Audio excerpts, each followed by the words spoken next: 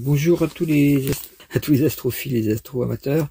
Comme je vous l'ai indiqué, je vais vous faire un petit résumé des mois à venir, parce que je l'avais pas fait en décembre 2024. J'avais juste survolé un tout petit peu les premières phases. Il est temps, vu que l'année concrète commence le 20 mars 2025, de vous donner les grandes lignes de l'année qui va s'écouler. Alors, les grands rendez-vous ont déjà eu lieu aujourd'hui. Au moment où j'enregistre ça, il y a une grande conjonction Soleil-Saturne et la pleine lune a lieu dessus, dans l'axe Saturne en Poisson et Apollon en Vierge. Apollon qui est tout le temps en conjoint à Orcus, ce qui fait que la vision écologique que l'on devrait avoir est mal comprise ou est négativée. L'idée de woke, l'idée il n'y a pas de changement climatique, c'est une magouille des Américains, enfin, etc. Maintenant, c'est plus les Américains, ça fait autre chose. Enfin, il y a tout un univers d'empoisonnement mental qui a lieu, au lieu que la clarté mentale soit d'Apollon en Vierge soit vue. Pour qu'elle soit vue, encore une fois, seule la méditation peut permettre une espèce de rationalité, comment dire, douce, profonde, une rationalité basée sur la paix de l'esprit. Une rationalité qui soit pas du rationalisme, une rationalité qui est reliée au discernement, qui est reliée à une vision juste. On se met à la place de l'autre, on comprend pourquoi il agit comme ça, pourquoi on n'est pas partial, on n'est pas accroché à son opinion.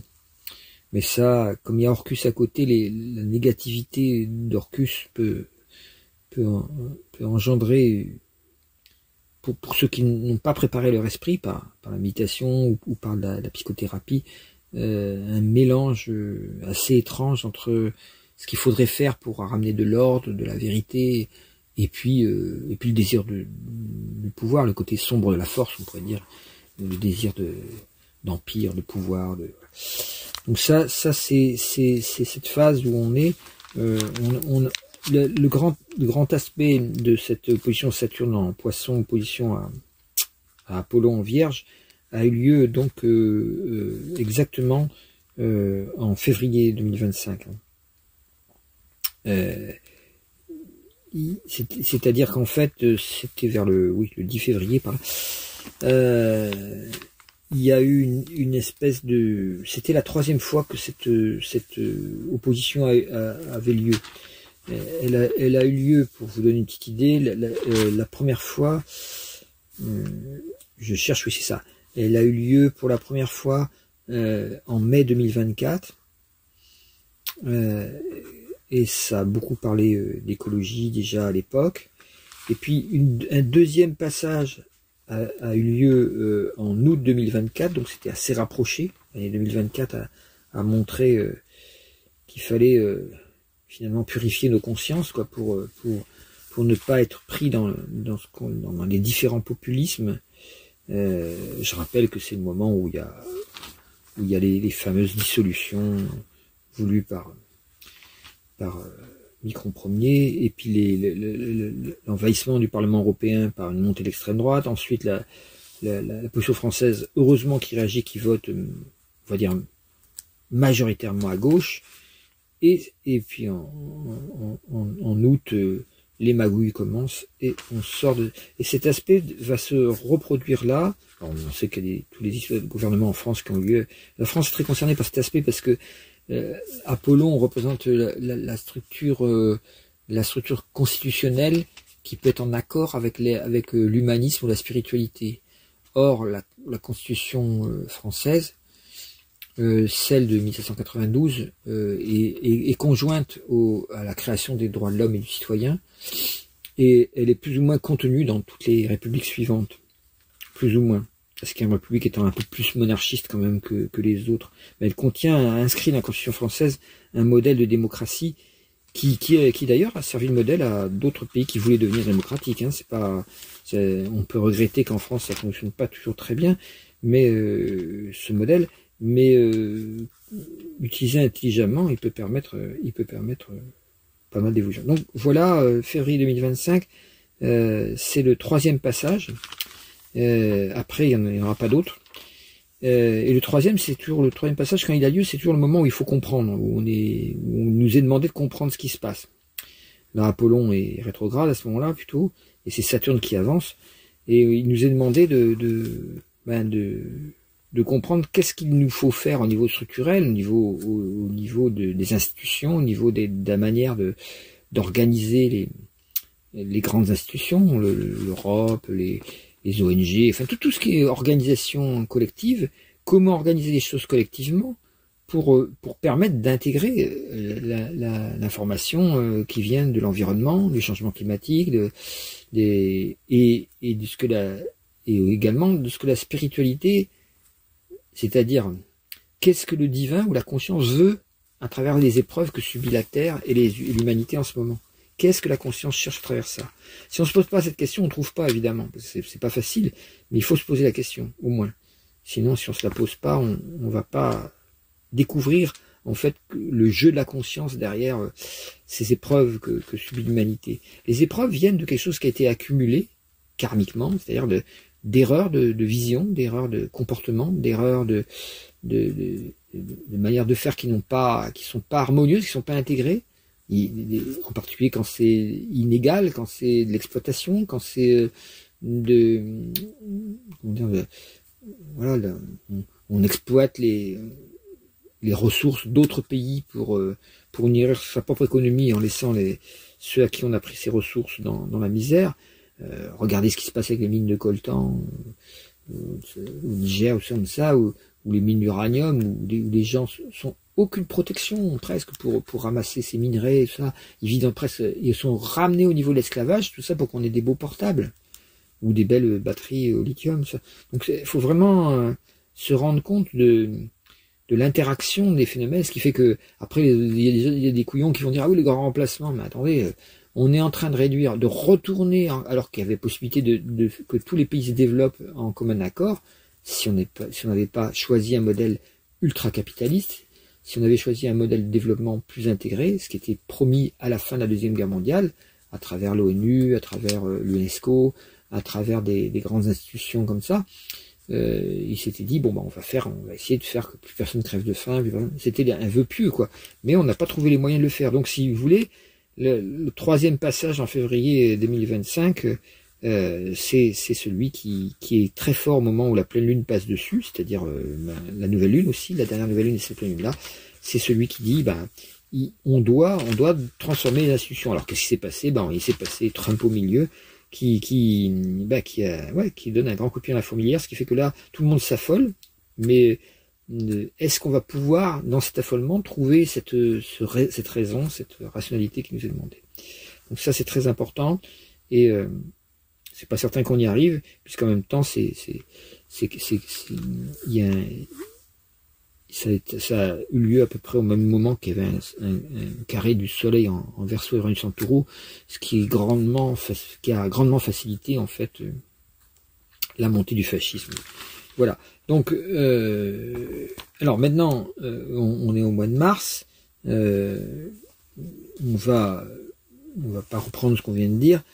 Mais on voit qu'au mois de mars, il y a des aspects formidables. Il y a des trigones et des sextiles extrêmement nombreux et qui vont se manifester. Ils sont déjà en approche, ils sont en train de se créer. Et comme il y a le soleil est en poisson, il y a un signe d'eau, il y a une capacité de percevoir ça à l'intérieur. Tout le monde est obligé de changer, tout le monde est obligé à des dossiers intérieurs qui remontent, l'inconscient remonte à la surface, et comme je dis souvent aux gens, quand l'inconscient remonte à la surface, observez-le, étiquetez ce qui sort, si besoin, pour bien savoir, est-ce que c'est une émotion, est-ce que c'est une sensation? Sensation, ça appartient au corps, émotion, ça appartient à l'astral, à la sphère des mémoires et des perturbations émotionnelles d'ailleurs des fois, ou des sentiments au mieux, ou des émotions au pire, ou des émotions négatives au pire, je veux dire. Et tout ça, c'est pas mauvais, ça sort, donc, et puis, est-ce que ça appartient au mental? On peut étiqueter, ça tient, ce sont des pensées. Alors, est-ce que c'est un mélange entre des pensées et des émotions? C'est-à-dire que c'est des opinions qui se sont collées à des émotions, de rejet, ou de refus, ou de frustration, et on a collé une explication, une justification, un jugement, soit des autres, soit de soi-même, culpabilité, ou bien justement jugement sur les étrangers, les gens pas comme nous, enfin voilà, une projection, transfert sur quelqu'un d'autre. Et dans ces cas-là, bon, c'est l'astral mélangé au mental, donc ça c'est ce qu'on appelle les croyances. Et voilà. Alors en étiquetant, ou alors est-ce que c'est des impulsions spirituelles et des sentiments du vrai, du beau, du juste, des sentiments de joie, de paix. Voilà, tout ça c'est de compassion. Ça c'est des choses qui émergent et qui font partie des parties les plus lumineuses de notre inconscient, le côté lumineux de la force, comme dit Star Wars. Donc la clé, c'est vraiment de laisser émerger tout ça, et ce que je dis souvent aux gens, ne ravalez pas votre vomi. Quand quelque chose sort qui est négatif, ne vous dites pas « Ah, je suis une personne mauvaise puisque je contiens ça ».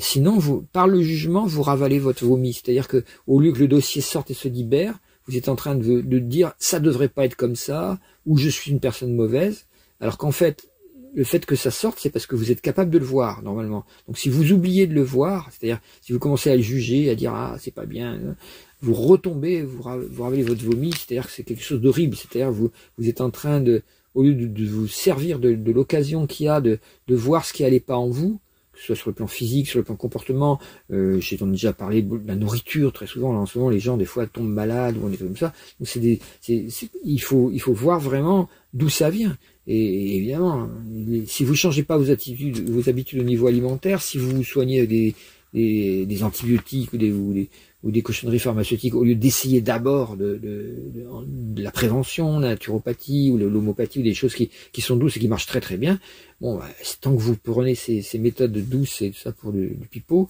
vous vous trompez vous-même et du coup après vous fabriquez des maladies plus graves. Donc tout ça ça va venir parce que quand on voit l'inconscient remonter grâce à ces trigones et ces sextiles, c'est formidable, c'est vraiment très fort. L'année du serpent de bois, d'après les Tibétains, a commencé là à peu près au début mars, quoi. Enfin fin février exactement. Eh bien, le dernier jour de février. Pour les Chinois, ils faisaient commencer leur année à la nouvelle lune du Verseau, toujours. Mais les Tibétains veulent que la nouvelle lune soit après le 15 degrés du Verseau. Il coupe le zodiaque en 8, et non pas en 12. Et donc voilà. C'est pour comprendre pourquoi cette année, l'année chinoise commençait fin janvier, alors que l'année tibétaine a commencé fin février, le dernier jour de janvier, le 30 janvier pour un, et puis 29-30, et puis l'autre c'était le 28 février et 1er mars. Oui, parce qu'il y a pour les Asiatiques, il y a un jour de fin et puis un jour de début. Voilà. Le jour de fin étant celui de la nouvelle lune, et le jour de début, c'est le lendemain de la nouvelle lune. C'est cela qu'ils appellent le nouvel an. Hein. C'est une manière de faire. Et, étant donné que la nouvelle lune est une espèce de mort de la lune précédente, ils estiment que c'est pas encore la naissance, quoi. Tous les peuples font un peu ça. Hein. Les musulmans, c'est pareil. Quand ils commencent le ramadan, ils attendent de voir un petit bout de lune. Tant qu'on la voit pas, c'est mort. C'est pas une naissance pour eux, c'est encore en gestation. Donc ils attendent de voir un tout petit bout de lune. Les Asiatiques sont c'était des peuples plus capables de calcul astronomique que les Berbères, que les Touaregs du désert. Ils se basaient moins sur le regard, ils se basaient sur les calculs, donc ils étaient capables de dire bon, la nouvelle lune a lieu à telle heure, donc le lendemain, voilà, on commence le lendemain, la lune montante. Donc cette année du serpent de bois, le serpent c'est quelque chose, hein, le serpent vous avez c'est tous les 12 ans, hein. Les années serpents sont quand même celles où le monde économique, où le monde bouge, puisque c'est signe qui correspond au taureau, d'après les vraies correspondances qu'on peut faire entre signes chinois et signes occidentaux. Le serpent, ça correspond au taureau et non pas au buffle, comme on croit souvent. Et donc, c'est un animal un peu terrestre, quoi, presque, qui rampe sur la terre, donc. Et ça fait des changements historiques assez forts, quoi, puisque surtout dans un monde très comment dire, construit sur l'économie. Donc je rappelle les dates précédentes des années du serpent, 1989, tiens, chute du mur, 2001, tiens, les attentats, 2013, bon, il s'est pas passé grand chose d'extérieur, mais ça a été les années où explosaient justement les fameux réseaux sociaux et tout ça. Ils avaient commencé avant, mais là ça a été, et c'est l'année où a commencé à se fabriquer le plan poutinien de conquête hitlérienne, quoi, presque, conquête nazie du monde, puisque c'est en 2014, tout de suite après, qu'il va attaquer la Crimée. Et puis c'est en 2013 qu'a eu lieu un accord Chine-Russie pour de non-agression, ou même d'entraide, qui est très peu connu, mais qui a été construit à dessein pour qu'il y ait vraiment une union contre les Occidentaux. En 2025, donc, on est dedans, on voit très bien que à nouveau des alliances se redessinent dans le sens du serpent. Alors, le serpent a un sens négatif s'il rampe, et puis il a un sens positif s'il se dresse. Dans un cas, c'est le serpent, tu ramperas tous les jours sur ton ventre et tu avaleras de la poussière, dit la Bible. Ça veut dire, tu ramperas sur ton ventre, ça veut dire que tu n'avanceras dans la vie que en tenant compte sur ton ventre. Le ventre, c'est le centre de la nourriture, de l'instinct, du matérialisme. C'est-à-dire que tu avanceras que à travers le matérialisme, pour la recherche du fric, les 4 F qu'on a dit dans l'autre enregistrement. Je vous recommande d'écouter l'autre enregistrement avant pour voir à quoi on se réfère à chaque fois. Et puis, tu ramperas, donc ça veut dire que tu chercheras ta nourriture sans cesse du point de vue matériel, quoi. Et tu avaleras de la poussière, ça veut dire que tu mangeras la poussière, ça veut dire que tu mangeras des atomes. Et ça, c'est la subdivision qui est faite par la science actuelle, qui est une connerie énorme. Pas la science actuelle, mais je veux dire, ce que dit la science sur la nourriture, elle revient maintenant, parce qu'on a découvert les vitamines depuis, puis après, on a découvert l'énergie aussi contenait les aliments, mais c'est pas du tout vu comme étant quelque chose d'essentiel. Donc, manger la poussière, ça veut dire manger des protéines, des glucides et des lipides, c'est-à-dire analyser la nourriture uniquement en termes de sa composition chimique, comme si la nourriture était morte, alors qu'on sait en diététique yogique que les aliments contiennent du prana de mort, justement. Si c'est des animaux morts, ils contiennent un prana de mort, donc une énergie de mort, donc c'est pour ça qu'il est recommandé de ne pas manger les animaux. Par contre, les végétaux, s'ils sont mangés crus en particulier, contiennent encore l'énergie de vie. Sauf si vous attendez 10 jours avant de le manger, ou vous le mettez au congélo. C'est certes du végétal, donc il n'y a pas de mort, il n'y a pas de mort d'un être qui est sensible et qui contient une âme. Donc c'est moins grave de tuer une carotte que de tuer un poisson, ce qui est moins grave que de tuer un poulet, qui est moins grave de tuer un mammifère, qui est moins grave que de tuer un humain pour le manger, parce qu'il y en a qui le faisaient aussi. Donc pourquoi? Parce qu'il y a cette qualité de sensibilité. Bon, les spécistes diront, ouais, non, c'est du spécisme, c'est-à-dire du racisme contre les animaux, on est tous égaux.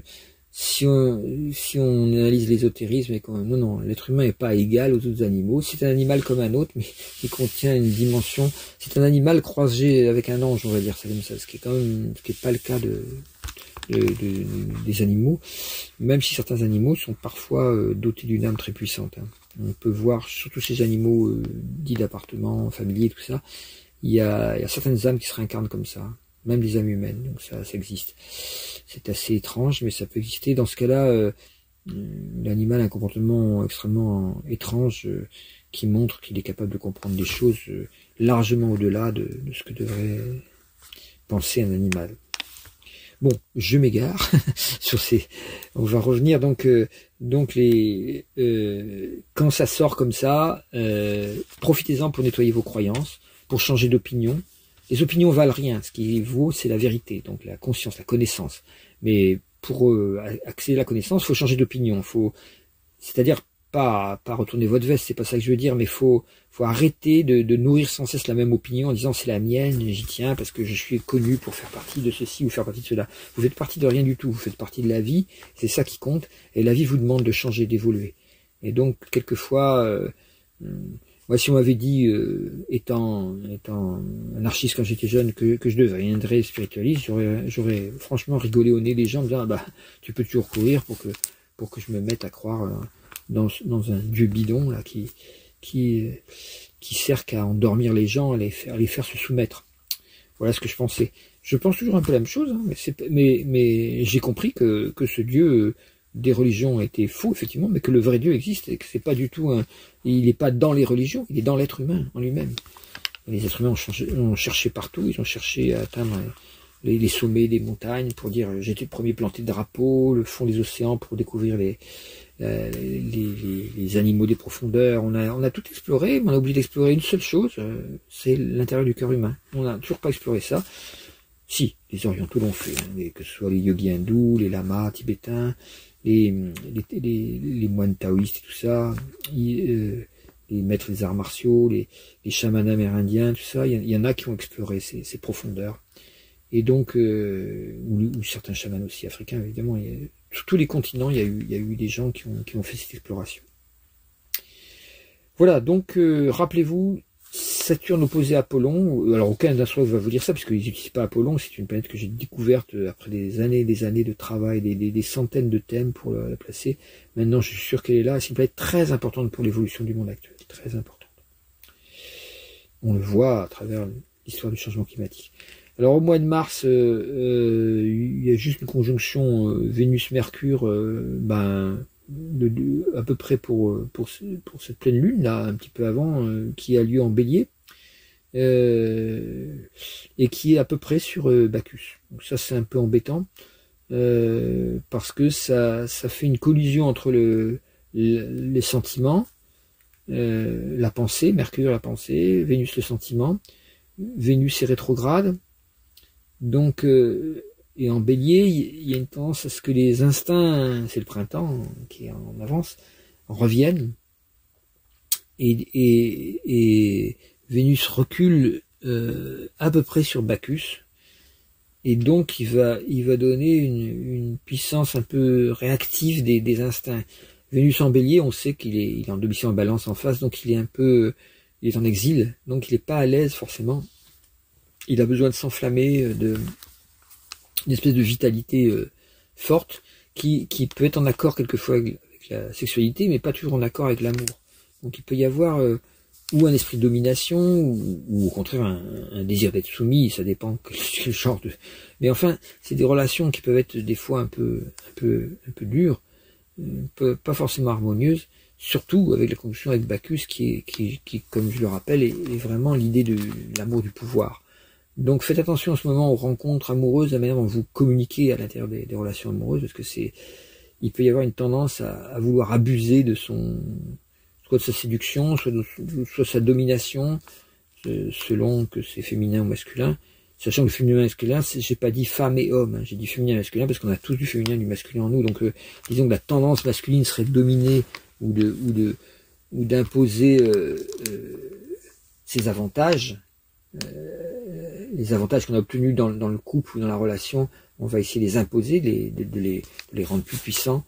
Au féminin, c'est plus absorber l'autre, le prendre, essayer de le posséder, de le contrôler, en le séduisant, en l'absorbant, en manipulant au besoin ses émotions pour l'amener à venir dans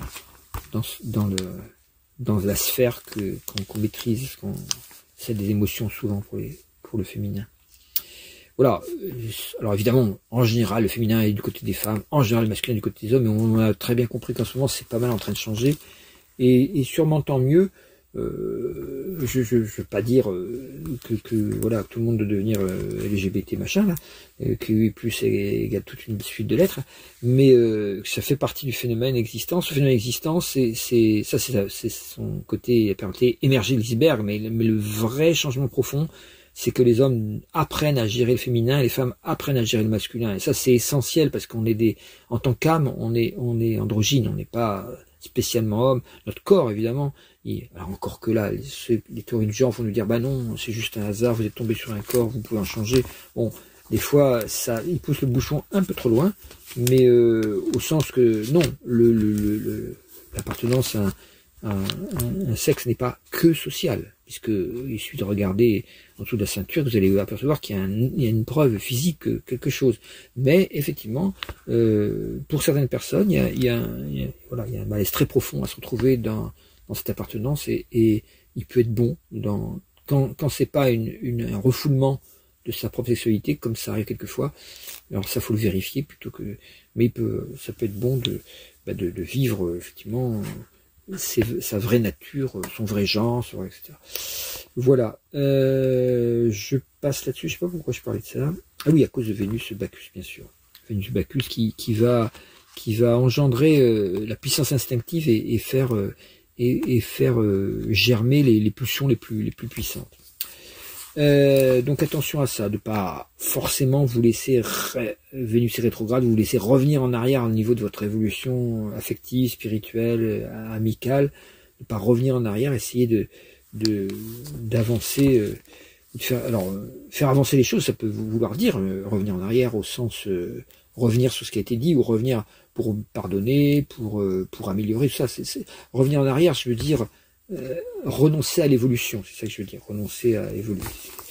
C'est ça que j'appelle revenir en arrière. Le côté rétrograde, ça peut être au contraire d'aller chercher en soi-même une résistance aux forces réactionnaires, justement. Donc le mois d'avril va être très important, puisque à la fin du mois d'avril, on a Neptune qui rentre le 31. Neptune rentre Neptune rentre en Bélier, et il va y rester du 30 mars donc jusqu'au 22 octobre cette année. Donc on pourrait dire presque toute l'année 2025 va être marquée par la rentrée de Neptune en Bélier. Donc c'est terminé. Neptune était en domicile en Poisson.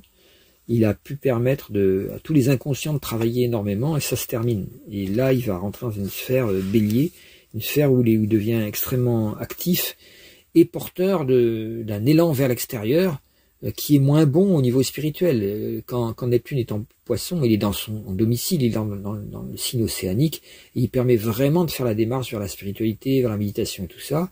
En rentrant en Bélier, il va redonner l'impulsion d'aller vers l'extérieur, et le risque c'est d'oublier que on doit essayer de rester dans l'état, essayer de continuer à explorer l'état méditatif et porter à partir de la méditation ce que j'appelle la méditation, c'est-à-dire porter les idées méditatives, les intuitions, les découvertes que l'on fait, les porter vers l'extérieur. Mais il ne s'agit pas d'oublier tout ça, de jeter tout ça à la poubelle, de jeter le bébé avec l'eau du bain, comme on dit, avec l'eau de mer, et donc et de se précipiter vers l'illusion qu'il faudrait résoudre, changer le monde que à partir de l'extérieur, ce qui n'a jamais marché d'ailleurs. Donc très important, ça va être pendant 7 mois, Neptune va être en Bélier. Évidemment, tous les va-t-en-guerre, les agressifs, vont avoir le vent en poupe, parce que Neptune en Bélier va leur donner l'illusion. Et encore une fois, on a besoin de ces illusions. Si on croit à quelque chose, on a besoin d'aller jusqu'au bout de cette illusion pour en souffrir. C'est ce que je dis toujours en thérapie. Je dis aux gens, il n'y a que 2 choix, c'est s'ouvrir ou souffrir. S'ouvrir, ça veut dire que vous ouvrez à l'intérieur et vous découvrez que ce que vous contenez n'est pas toujours très drôle ou pas très positif, et vous le travaillez, et en le travaillant, ça s'ouvre, et en s'ouvrant, vous êtes libéré. Ou si vous n'arrivez pas à le travailler, ou vous ne pouvez pas, ou vous ne voulez pas, très souvent il y a un refus de travailler. On préfère croire que le mal vient d'autrui et qu'il vient pas de l'intérieur de soi. C'est plus confortable pour le mental. Évidemment, si on raisonne comme ça, le mal étant quand même à l'intérieur, le négatif, on va dire, la charge négative étant quand même à l'intérieur, recouvrant le soi, notre nature lumineuse, le recouvrant de plusieurs couches. Si on n'enlève pas ces couches-là et qu'on veut les garder parce qu'on dit c'est moi, je suis comme ça, on ne changera pas, et c'est la souffrance qui nous fera changer. On va tomber sur une épreuve très dure, une épreuve proportionnelle à ce qu'on est capable de supporter en général. Ça se passe toujours comme ça. Et cette épreuve va nous dire, voilà, regarde où tu en es, regarde ce que tu as encore regarde ce que tu as semé et le résultat. Et donc là, tu es bien obligé de voir, ah là là, si j'avais su, oui, si j'avais su, je ne serais pas venu. Non, il y a l'idée de voir du coup ces erreurs, de les reconnaître, parce qu'on est mis le nez dans le caca, comme on dit vulgairement. Et ça marche souvent comme ça, malheureusement, parce que les gens préfèrent toujours souffrir que s'ouvrir. On se demande pourquoi, parce que quand on s'ouvre, la souffrance est complètement évitée. Il y a un effort, il y a un effort à faire, il y a des difficultés, il y a un travail à faire sur soi, quoi. C'est pas évident, faut avoir le courage d'y aller, quoi. Faut s'y mettre, quoi.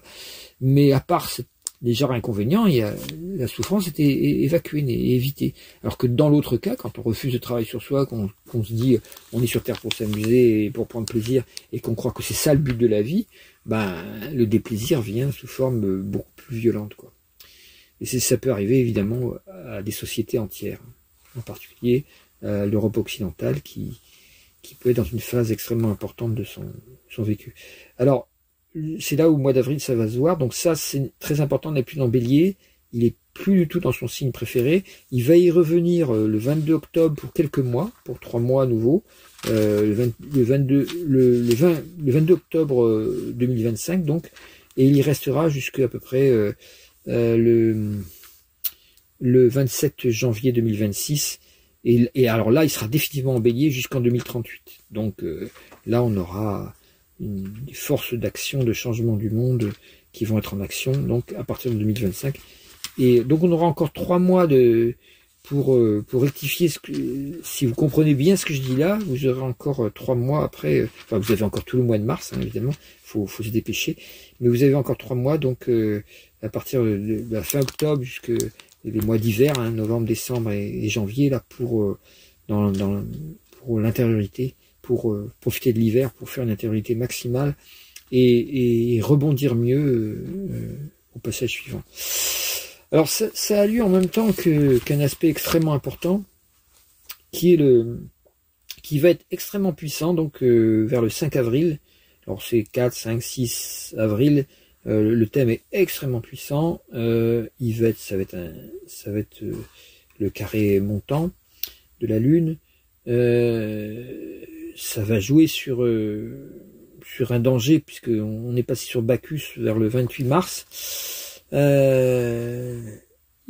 va y avoir exactement Saturne qui va être sextile à Uranus et qui va être trigone à Mars. Donc Uranus sextile à Mars.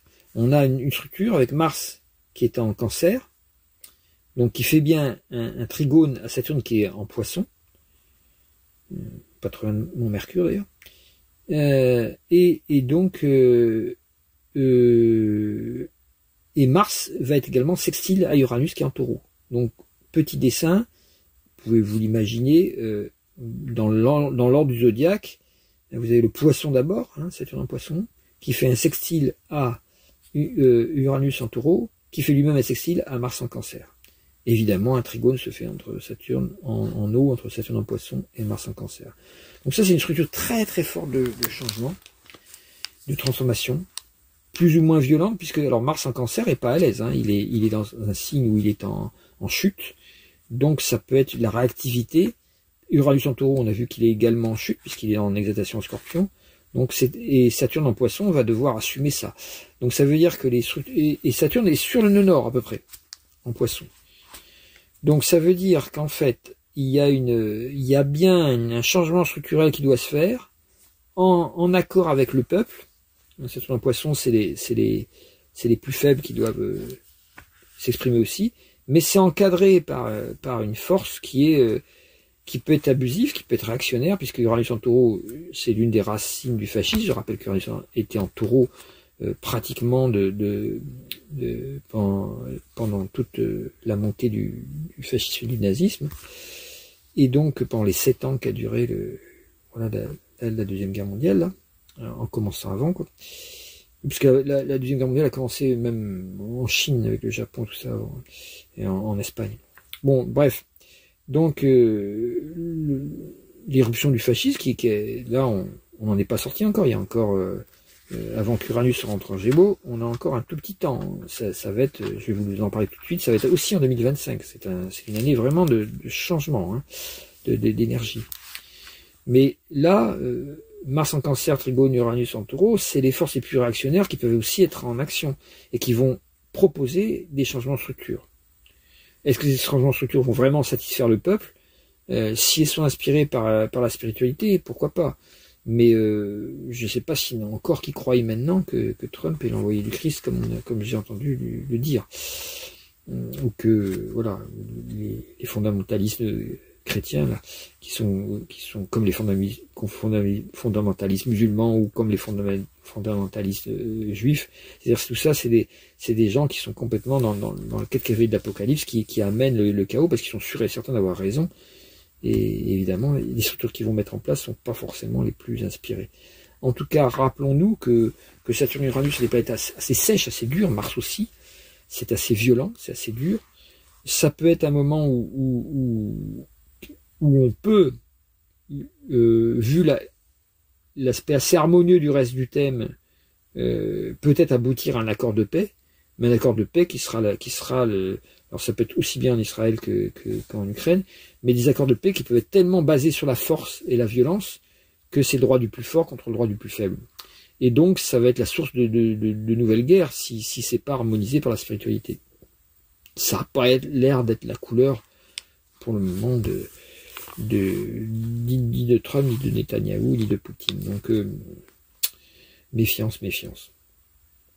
En tout cas, le soleil fera quand même un sextile du bélier aux Gémeaux à ce moment-là, le 6 avril. Donc on a vraiment cette zone de début avril qui est extrêmement intéressante, qui quand même peut être positive du point de vue le Gémeaux étant aussi un endroit d'exil pour Jupiter, mais le soleil est en exaltation en bélier. Donc apparemment il y a quelque chose ça va réjouir les gens, enfin sur les télés, dans les écrans, mais ce sera pas forcément du tout quelque chose de bon, mais ça paraîtra bon et ça permettra d'avancer.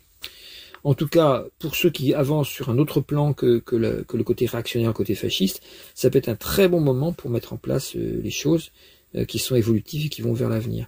Évidemment, qu'est-ce qui se passe quand on voit des forces aussi négatives que celles que le retour du fascisme?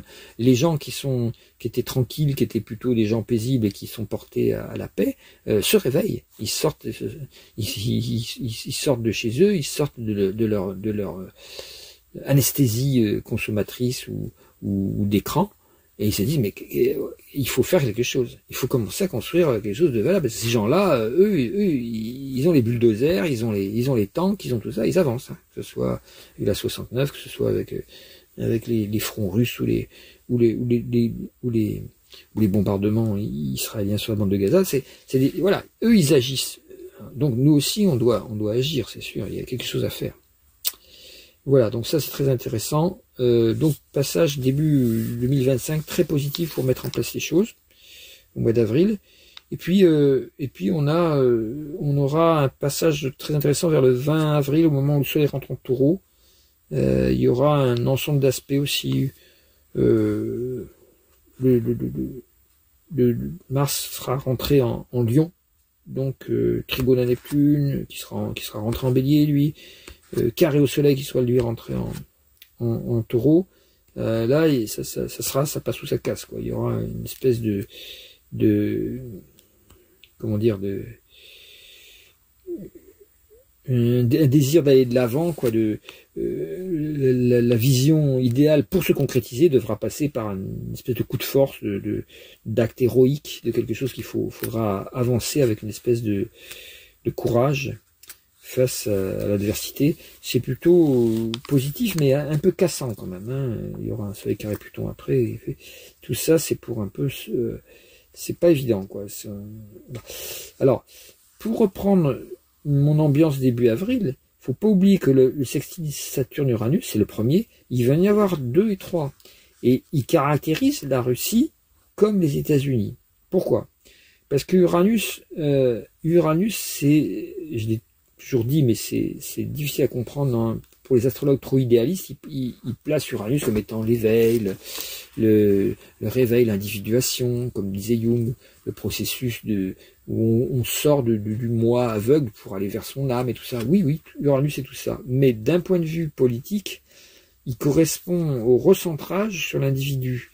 Et donc, il est très lié par rapport à Neptune qui est lié au communisme, au socialisme, il est très lié au côté droitiste, au côté autoritaire, au côté dictatorial même parfois. Il est lié au côté libertarien. Il peut être lié au truc à la version libertaire si c'est mélangé avec du Neptune. Mais sinon, c'est pas tellement libertaire, c'est plus libertarien, c'est plus fasciste, c'est plus autoritaire, c'est plus chacun pour soi et le renard libre dans le poulailler libre, quoi. La fameuse libertarien, c'est ça, hein, c'est le renard libre dans le poulailler libre. Chacun fait ce qu'il veut, mais du moment que c'est moi qui gagne. Donc, et ça m'arrange. Par contre, voilà. Et par contre, si je commençais à perdre, là, tout d'un coup, je me dirais, ah non, mais c'est pas juste finalement. Bah oui, c'est trop tard. T'as voté pour. Donc, il y a quand même, c'est un moment où le système poutinien, le système mafieux poutinien est remis en selle, presque, j'ai envie de dire. Je rappelle que il a commencé à faire sa guerre, c'était en février 2022, et on peut voir qu'il y avait un carré Saturne-Uranus fin décembre 2021. Donc c'est à partir de ce carré qu'il a créé sa guerre, en pensant que ça va être réglé en 3 jours. Un peu la fleur au fusil, quoi. Et là, on peut dire que cette guerre, c'est un échec pour Poutine. C'est un échec parce qu'il il s'est enfoncé, il s'est mis tout le monde à dos, et ça se comprend parce que c'était tellement, voilà. Et ces carrés ont eu lieu, sont revenus plusieurs fois dans l'année 2022. Où est-ce qu'ils sont déjà? Le 3e était en décembre 2021 et le 4e était à peu près en septembre 2022. Il était certain en septembre 2022, on rentrait en hiver, que c'était foutu, qu'ils avaient raté leur invasion rapide, leur blitzkrieg qu'ils voulaient faire en envahissant l'Ukraine et accueillis par des populations qui allaient accueillir les libérateurs, comme Hitler rentrant en Autriche. Bah non, c'est pas du tout passé ça. C'était pas Hitler rentrant en Autriche, c'était Poutine rentrant chez des gens qui ont compris ce que c'était qu'une démocratie et qui veulent plus du tout d'une espèce de dictature à la con. Donc, alors qu'ils pensaient qu'ils étaient manipulés par les Américains et que donc non, il n'y a pas que la manipulation des Américains en l'affaire, il y a aussi le principe de démocratie qui permet aux gens de vivre libre quand même. Il faut quand même pas oublier ce petit détail qui fait que les Américains ne sont pas que des impérialistes, ils ont aussi, de même que les Français, une constitution qui s'appelle l'état de droit. L'état de droit, n'étant pas les droits de l'État, contrairement à ce que dit le ministre de Micron Ier, mais étant la garantie que l'État maintient des droits aux plus faibles contre les plus forts, au peuple contre les possédants, aux consommateurs contre les lobbies. Évidemment, on voit bien qu'on n'est pas du tout, quand les gens se réclament de l'état de droit pour critiquer tel ou tel acte de déprédation, ils se trompent complètement de sujet puisque ils ne maintiennent pas l'état de droit, puisqu'ils ne défendent pas du tout le peuple contre les lobbies. Ils sont en train de prendre l'argent à tout le monde pour le donner aux lobbies. Parce que c'est ça c'est le lobby qui est la pointe de la compétition avec les autres pays. Donc il faut nourrir sans cesse le lobby, comme une espèce d'ogre qui n'en finit pas d'avaler toutes les ressources de tout le monde. Et on nous demande de faire des efforts. Non, à cause qu'on va faire la guerre, il va falloir faire des efforts, se sacrifier pour ça. Évidemment, c'est une ruse des capitalistes encore qu'on ne. Si évidemment, il faut faire des sacrifices si on doit faire un effort de réarmement. Puisque effectivement il est évident que dans les 10 ans qui suivent, Poutine ne va pas attaquer tout de suite, ça serait idiot de sa part, il a épuisé presque tous ses efforts contre l'Ukraine, il peut pas attaquer tout de suite, puis s'il attaquait l'Europe, on sait pas trop comment fonctionnerait l'OTAN, mais il se déclencherait peut-être quand même, parce que je sais pas si Trump serait d'accord non plus. C'est un peu douteux tout ça, et parce qu'il fait beaucoup de trucs pour du chiquet. Mais admettons qu'il attaquerait l'Europe tout de suite, ça serait une erreur pire que celle qu'il a fait en Ukraine, parce que là il aurait des forces en face, ne serait-ce pas par l'armement français, l'armement polonais, et puis l'armement anglais les Anglais ont dit que eux ils maintiendraient l'OTAN, quoi qu'il arrive. Donc il se casserait les dents encore pire. Donc il va pas le faire, il n'est pas idiot. S'il fait des guerres, c'est pour les gagner, pour occuper les territoires des autres et les mettre dans sa poche. C'est un mafieux, quoi. Donc si il va pas faire une guerre si c'est pour se faire casser la gueule. C'est comme tous les mafieux, il se bat pour gagner et pour tuer. Donc mais ça n'empêche que l'Europe est en train de se réveiller grâce à ça. Donc le côté Neptune qui rentre en Bélier et c'est-à-dire qu'en fait il y a une nouvelle vision l'Europe est quand même pas mal marquée par Neptune aussi, par la conjonction Uranus-Neptune. C'est un autre jeu de force. Et donc là, le sextile Saturne-Uranus fait que les énergies reviennent du côté des dictatures, reviennent du côté de ceux qui sont pour la liberté du renard libre dans le poulailler libre, pour la liberté du plus fort contre le plus faible, pour la liberté, voilà, c'est ça qu'on... Voilà. Donc il n'y a pas d'égalité, il n'y a pas de fraternité, il n'y a pas d'égalité, il n'y a plus que la liberté, le statut de la liberté, qui peut être renforcé par tout autoritarisme, par tout, voilà. On fait plier ceux qui veulent pas se soumettre, et on appelle ça la liberté. Je recommande toujours l'émission Enquête de politique. La dernière qui a eu lieu était sur l'état de droit, puis il y en a eu une autre qui parlait de liberté aussi, la liberté négative, la liberté positive. C'était très intéressant. Je sais pas si j'ai entendu ça sur, ou peut-être sur le grand face à face, je sais plus. En tout cas, il est très intéressant de réfléchir à ce que c'est vraiment la liberté en ce moment. En tout cas, ils vont avoir le champ libre. Les gens qui sont autoritaires vont avoir le champ libre pour avoir l'impression qu'ils occupent la place. Voilà, c'est très important. Saturne-Uranus, n'oubliez pas que ça commande d'un côté le pays de l'individualisme qui sont les États-Unis, et de l'autre côté, ça commande toutes les dictatures autoritaires également. Voilà. Ensuite, on a une entrée de Saturne en Bélier. Alors c'est au mois de mai, on va passer au mois de mai vite fait. Là, on a Saturne qui était en Poisson, quitte le Poisson après un beau sextile au Soleil en Taureau, une belle conjonction d'Uranus avec le Soleil. Donc il y a vraiment là quelque chose de très intéressant si on cherche là aussi l'éveil. Mais on est à nouveau dans ce sextile Saturne-Uranus, pas évident, quoi. C'est-à-dire qui va s'estomper, qui va disparaître, on va dire, par la rentrée de Saturne en Bélier. Saturne en Bélier qui du coup va se retrouver conjoint forcément à Neptune. Alors pas tout de suite, hein, on va voir la conjonction à Neptune se fait un peu plus tard. Donc, parce que Neptune il avance aussi. Donc, commençons par Saturne qui rentre en Bélier. Faut pas oublier que Saturne est en chute en Bélier, parce qu'il est en exaltation en Balance. Donc, c'est-à-dire le Bélier, c'est pas un signe d'organisation, c'est pas un signe d'ordre, d'harmonie, de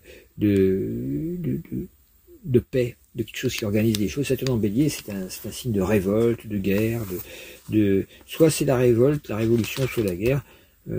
Bon, vous pouvez aller de 30 ans aux 30 ans. Et vous tomberez sur le moment où Saturne est rentré en Bélier, tous les 29 ans, et vous allez voir que c'est des moments où il y a un énorme dynamisme, mais qui peut engendrer aussi des tueries ou des processus de guerre. En tout cas, il y avait 68 aussi, qui est bien connu, qui était avec Saturne en Bélier. Et puis la guerre des 6 jours, et Saturne en Bélier aussi déjà en 67. Donc ça va reparler d'Israël forcément, puisque c'est là qu'Israël a commencé à tourner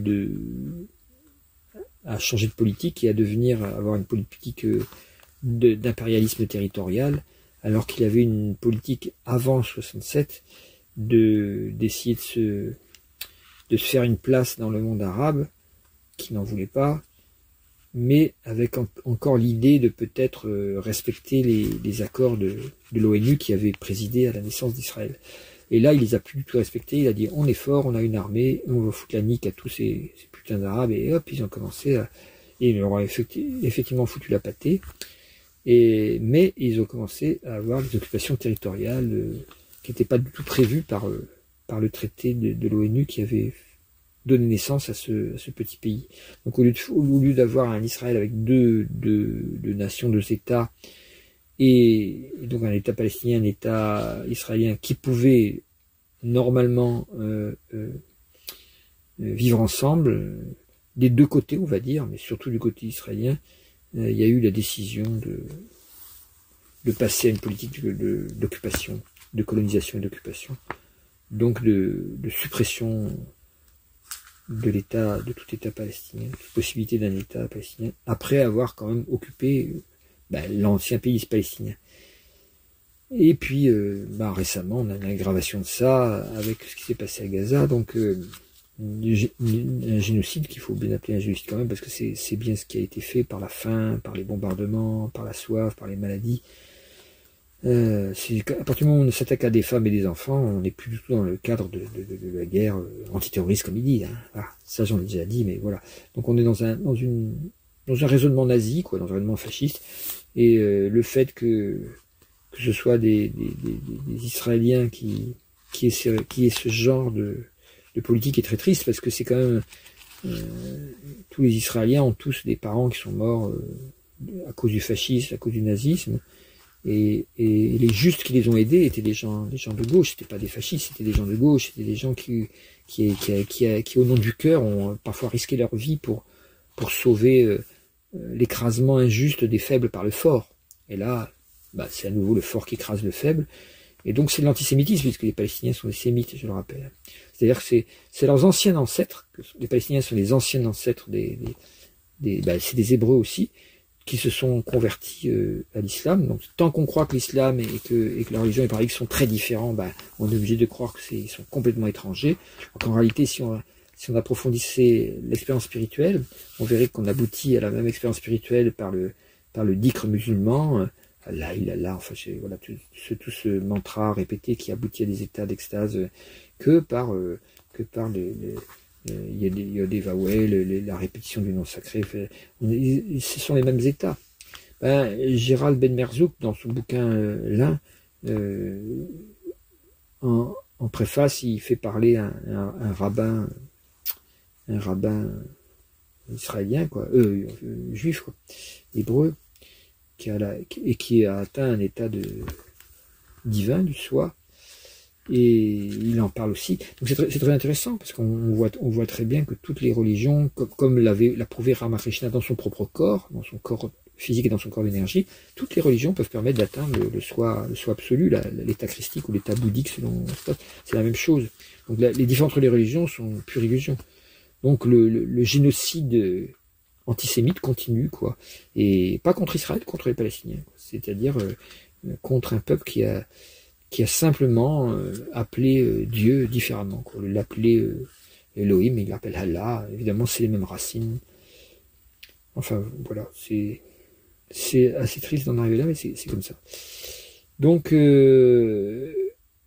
quand Saturne rentre en bélier, on a un changement de donne. Il y a à nouveau cette énergie un peu violente, de cette décision d'être autoritaire, de passer à quelque chose.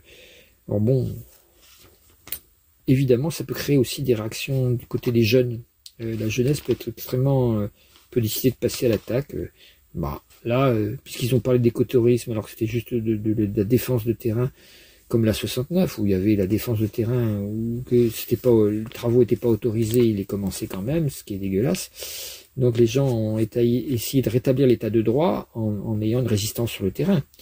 Et c'est les CRS qui ont essayé de rétablir un état de non-droit. C'est-à-dire un état où même s'il n'y a pas de décision juridique d'autorisation de commencer les travaux, on les commence quand même pour le pouvoir de l'argent.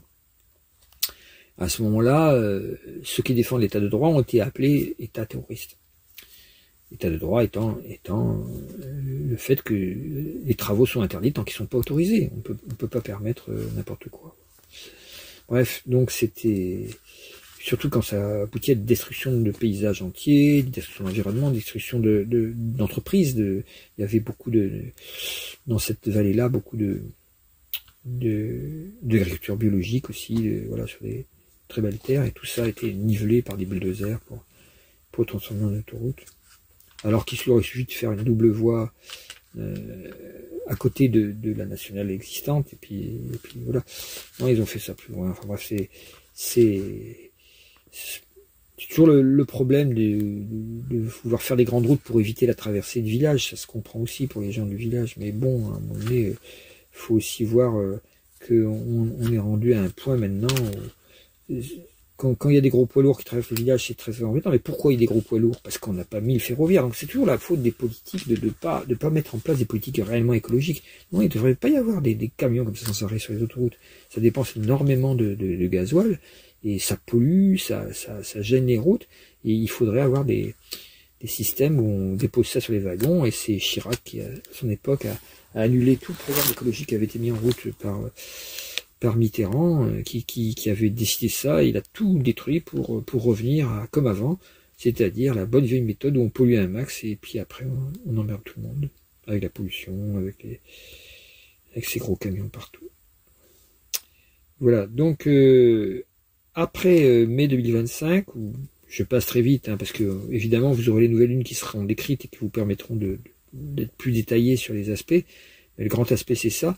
Il y a potentiellement presque une conjonction Saturne-Neptune, puisque Saturne avance en Bélier et Neptune aussi avance en Bélier. Mais ils vont se rejoindre que un peu plus tard. Non, ils vont pas se rejoindre parce que je crois que Saturne recule, ouais. Oui.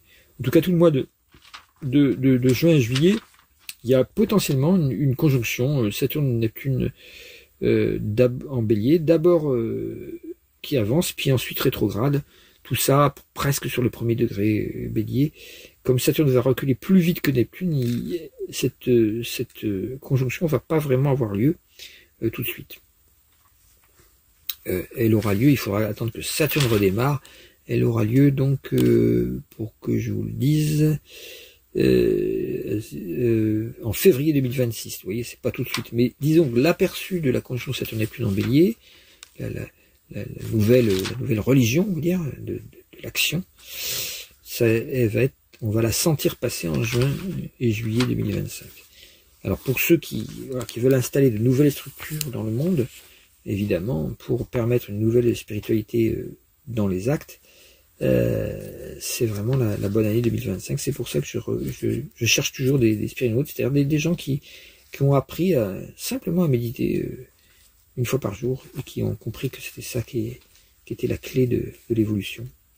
Pour moi, évidemment, après, on cherche des gens qui ont des compétences dans certains domaines, mais même s'il y a seulement ça, les compétences, on peut les apprendre sur place, du moment qu'on veut bien travailler sur un groupe, qu'on veut bien, et qu'on est prêt à vivre en déconnexion au niveau des ondes. C'est-à-dire, ça ne veut pas dire qu'il n'y a pas d'ordinateur, mais ça veut dire qu'il n'y a plus de système avec des ondes pour éviter de polluer la paix de la vie près de la nature. Ensuite, alors ça c'est essentiel, hein, mais bon, les gens ne se rendent pas compte. Pour l'instant, on ne voit comme pollution que les pollutions chimiques. Les dernières découvertes qui ont été faites de 230% d'augmentation de cancer sur l'oreille droite pour les enfants et les adolescents, 230% d'augmentation de cancer dans les 30 ans qui viennent de passer depuis les années 90, qui sont l'apparition, bizarrement, de tous ces appareils avec ondes.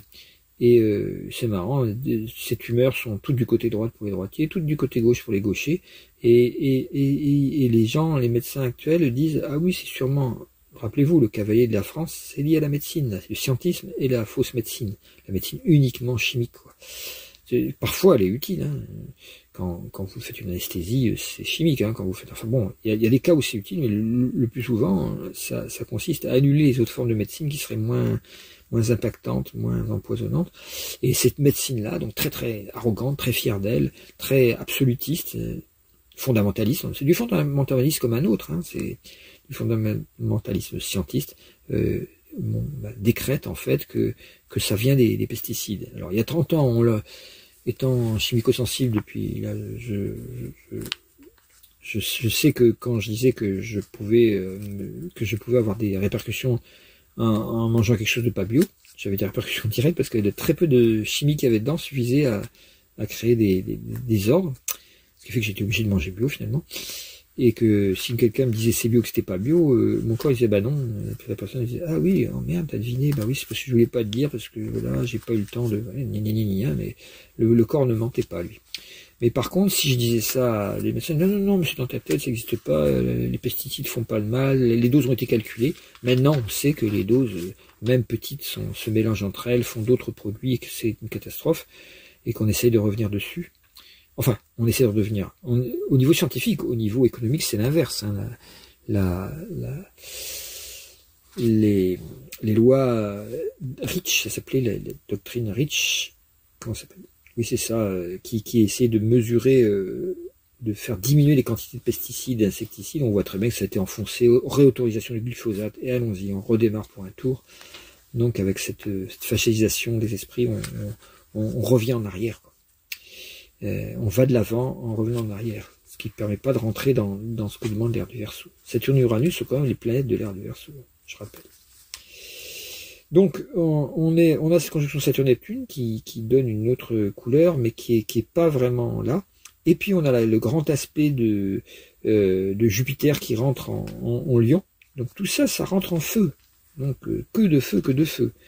On peut se demander ce que ça peut donner d'ailleurs au niveau climatique, parce que quand il y a beaucoup de feu comme ça, le mois de juin risque d'être, il peut très bien. Je fais pas d'astro-climatologie parce que je connais pas beaucoup. Hein.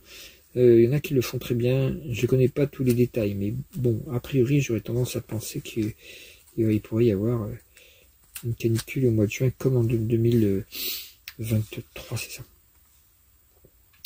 Voilà. Alors, quand Jupiter rentre en Cancer, il quitte le Gémeaux. Qu'est-ce que j'ai dit? Oui, non, je me suis trompé. Je vois en Lion, c'est moi qui mes lunettes étaient mal posées. Il rentre en Cancer, c'est un signe d'eau, au contraire. Ok, donc il rentre en Cancer, il quitte le Gémeaux, il quitte un signe où il est en exil pour entrer dans un signe où il est en exaltation. Donc la situation normalement peut s'améliorer du point de vue de... Il y a moins de magouilles, moins de... Tout d'un coup, il y a peut-être l'idée... Alors, est-ce que ça peut être un processus, je sais pas, est-ce qu'on invite quelqu'un de gauche au gouvernement après avoir mis que des gens qui sont depuis, voilà, les premiers ministres qu'on a eu différents, et tous les magouilles de Macron pour surtout pas mettre quelqu'un de gauche, qui lui détricoterait son truc. Est-ce qu'il peut y avoir, après un échec de Bérou, avec un Jupiter qui rentre en Cancer, on aurait quelqu'un de plus sympathique qui arriverait, peut-être même une femme, et qui serait peut-être plus du côté d'écouter ce que le peuple a besoin. C'est pas impossible, tout en voilà. Mais évidemment, en même temps que Jupiter rentre en Cancer, comme Saturne vient d'entrer en Bélier, ben ça fait un carré. Donc il y a une grosse contradiction entre le pouvoir qui est de plus en plus violent, qui veut de plus en plus imposer par l'autorité sa politique, et puis peut-être d'un point de vue plus du peuple, du point de vue des intérêts, on va dire, aussi bien économiques que sociaux, du côté peut-être un peu plus à gauche, quoi, une tension à nouveau gauche-droite assez forte qui peut se jouer à ce moment-là. Alors cette tension peut se manifester, comme Saturne en Bélier est faible et Jupiter en Cancer, peut se manifester par une crise économique aussi. J'en ai déjà parlé.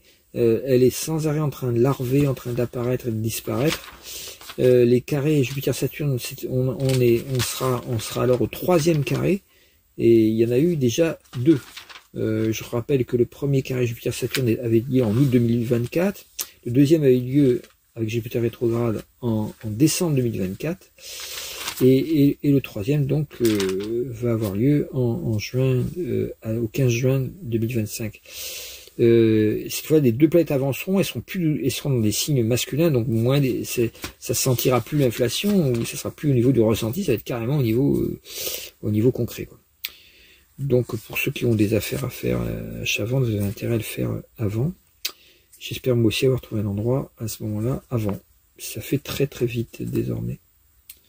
Voilà, parce qu'il peut y avoir des crises monétaires, le truc peut aller très vite avec le bélier et le cancer, comme ça peut... Le cancer est un signe émotionnel. On sait que l'économie, contrairement à ce qu'on nous dit, n'est pas... Les mots economicus n'est pas quelque chose de rationnel, contrairement à ce que dit le capitalisme. C'est quelque chose de contraire qui est basé sur des élans irrationnels, des élans émotifs. Et Jupiter en Cancer, les élans émotifs peuvent être extrêmement puissants, et donc contrecarrer la volonté du pouvoir, Saturne en Bélier, d'imposer par la force quelque chose de... C'est comme si Jupiter voulait s'arracher en fait à la puissance structurante de Saturne. Il veut un peu... ça peut être une poussée un peu anarchiste, une poussée un peu... Il y en a marre, quoi. On veut plus de vos prêchis autoritaires et qui sont dictatorial quelque part. Alors en même temps, il y aura un carré d'Uranus à Mars qui est pas très sympa, ce qui indique que Mars qui est en Lion, qui est passé en Lion. Oui, j'ai oublié de vous dire, Mars est passé en Lion vers le 20 avril par là. Donc ça a donné, c'est là où il y a eu beaucoup de feu, c'est en avril. C'est là où il peut faire très chaud, parce que c'est là où il y a le... Bon, je vais arrêter de faire j'arrête de faire de la climatologie parce que je me plante. Saturne n'est pas encore en Bélier à ce moment-là. Bref, enfin, c'est pas grave. Disons que Mars rentre en Lion, très affirmatif, très fort, donc vers le 20-21 avril, au moment où le Soleil rentre en Taureau. Donc ça fait un climat un peu plus agressif, et il est toujours en Lion quand il fait son carré Uranus. Donc Mars en Lion, carré Uranus en Taureau, on retrouve là c'est l'énergie presque dictatoriale, quoi. C'est-à-dire en m'appuyant sur la volonté populaire réactionnaire et fascisante, et on veut des coupables, quoi, je vais agir fortement.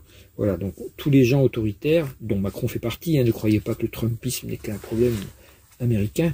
On a notre Trump à nous qui est, comme le disent les 5 cavaliers d'Apocalypse, vous avez un Trump partout, un Trump en Chine, 2 Trump du côté du Moyen-Orient, et puis qui sont Netanyahou et l'imam Khomeini, et puis notre Trump en France, plus subtil, plus verbeux, plus habile, plus séducteur, mais trumpiste quand même, c'est l'autoritarisme macronien. Voilà. Donc important de voir que c'est une crise à ce moment-là d'autorité par rapport au peuple. Le cancer représentant souvent le peuple, quoi. Mais le populisme aussi, n'oublions pas. Il fera un carré sur Jupiter forcément à Bacchus, qui est début Bélier aussi, pas très longtemps après, vers la mi-juillet. Mais avant ça, vers le 6, 7, 8 juillet, on a des Uranus qui rentre en Gémeaux, et en même temps Vénus, le Soleil qui passe sur Proserpine, et Vénus qui fait des aspects successifs à Saturne, Neptune, Pluton. Bon, c'est une ambiance, c'est le début des vacances, hein.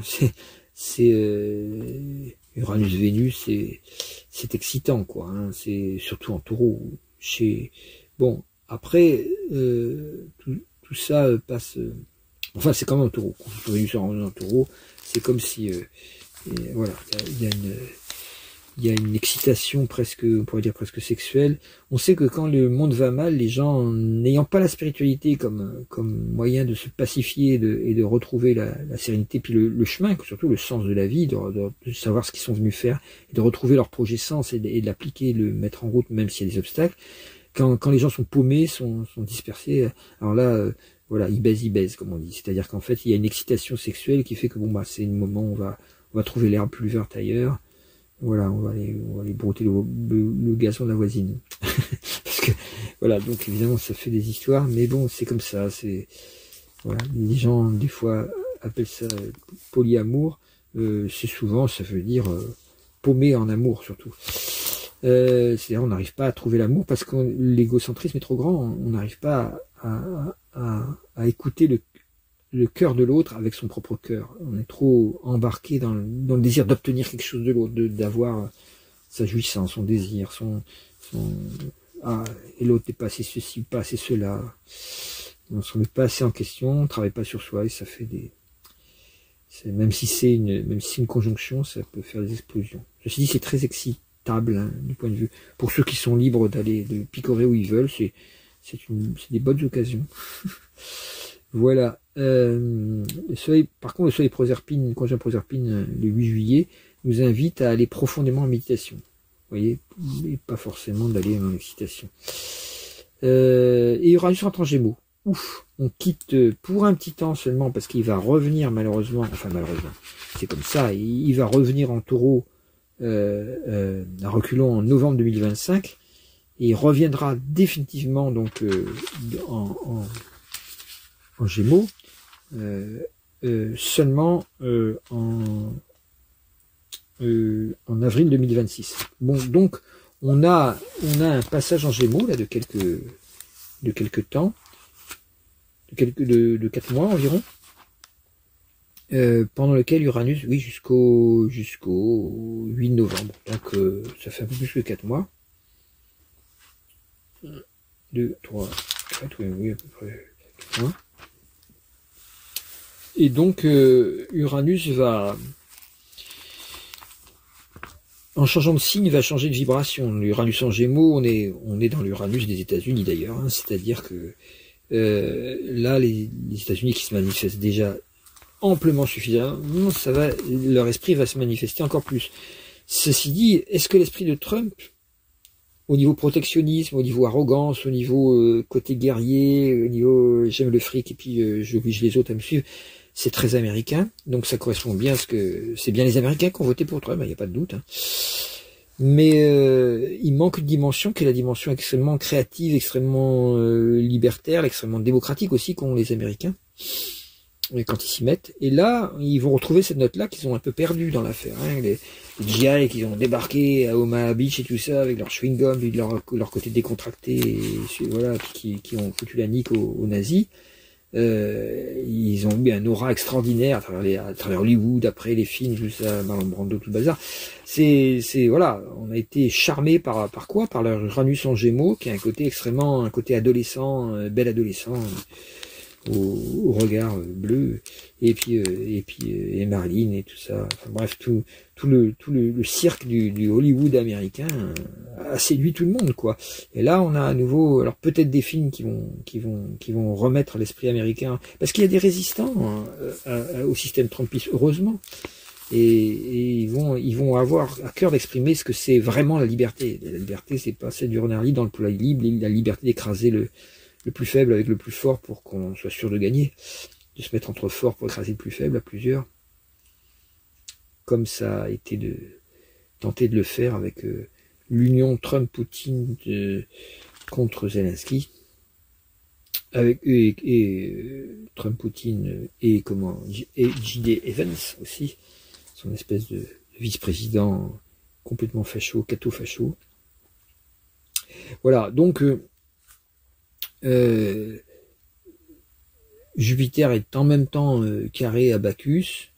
On essaye de s'arracher au mois de juillet à tous les pouvoirs. Alors comme c'est les vacances, on se demande si s'arracher au pouvoir, ça consiste pas à se distraire, à se laisser se laisser emporter par quelque chose de uniquement hédoniste, qui est la fausse réponse qui a à la frousse. C'est l'hédonisme, alors qu'en réalité, le S qu'il faudrait trouver, c'est spiritualité, qui est une jouissance interne beaucoup plus profonde et qui est pas basée sur des plaisirs extérieurs superficiels, mais sur le plaisir intérieur d'être soi-même, d'être vraiment en contact avec soi-même. Voilà, donc il y a des aspects solaires très forts fin juillet, 23-24 juillet aussi, d'Uranus, Neptune et Pluton. Alors, il faut bien voir qu'il y a là, on est dans des aspects extraordinaires, parce que Uranus est au début Gémeaux, Neptune est au début Bélier, et Pluton est au début Verseau. Donc, il y a un trigone potentiel. Alors, ils sont pas exacts, mais le Soleil les réunira au niveau du 24, 25, 26 juillet, et là, on aura qu'est-ce que doit devenir l'Europe, quoi, en réalité. Parce que dès qu'on a Uranus-Neptune, on a la définition de l'Europe. Or, j'ai toujours dit, j'ai toujours été mal compris, parce que les gens classent tout le temps dans les opinions existantes. Or, l'astrologie, c'est pas une opinion, c'est une science des forces en action dans le monde, des cycles. Donc, quand on dit que cet aspect Uranus, Neptune, Pluton va se reformer et qu'il est en rapport avec l'Europe, ça veut dire que l'Europe qui doit être construite pour la fin du XXIe siècle, c'est l'endroit où le changement climatique est compris. C'est l'endroit où la démocratie peut être maintenue. C'est l'endroit où il y a un équilibre entre les forces orientales et les forces occidentales, entre la Chine et les USA, si on veut. Chine et Russie, si vous voulez, en tant que force orientale, parce que la Russie a beau être du côté de l'Occident, la plus grande partie de son territoire est orientale, et même son caractère contient un côté oriental un peu autoritaire, quoi. Les grands empereurs. Alors que du côté occidental, tout est à la gloire de l'individu, et l'individu se fait du fric. En gros, il y a moins de spiritualité, il y a beaucoup de fric. L'Europe aurait dû être, si elle n'avait pas été une succursale des États-Unis, l'endroit où se crée une nouvelle donne de civilisation par le projet européen, qui était conçu comme ça au début. Mais il a été trahi dès Maastricht un tout petit peu, mais il y avait encore un doute. Mais le doute, même si les banquiers étaient vraiment, et les lobbies étaient très très présents à la création de l'Europe de Maastricht, mais il a été trahi en 2005. Tout le monde se rappelle du moment où les gens ont voté contre la Constitution européenne, non pas pour... Alors, les médias ont joué du pipeau, encore une fois de plus, en ne comprenant pas ce qui se passait, parce que non pas qu'ils soient forcément manipulateurs eux-mêmes, mais la plupart des journalistes sont eux-mêmes manipulés par leurs propres opinions. Ils sont choisis par leur patron parmi des bons bourgeois bien pensants, et du coup, ils pensent bien, quoi. Ils pensent comme il faut penser, c'est-à-dire là où on leur dit de penser, et surtout pas dans la critique du système. Et donc, ils ont cru que les gens qui étaient contre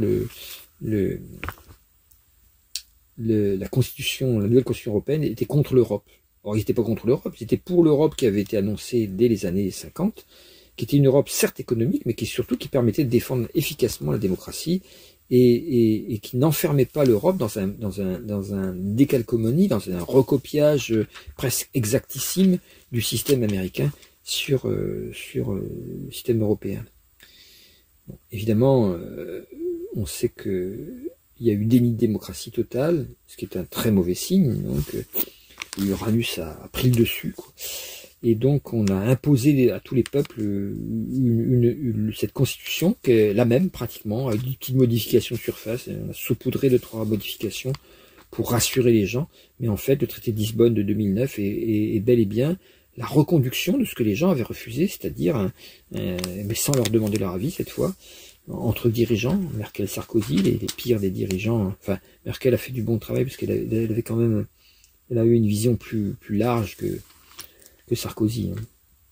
Mais disons, l'arrangement Merkel-Sarkozy, c'est un arrangement de politique de droite, conservatrice, et très pro-américaine, quoi, qui ont trahi l'esprit même de l'Europe pour en faire une succursale des États-Unis. Bon, on voit maintenant où on en est. Donc ça, c'est ça qui va se jouer à ce moment-là.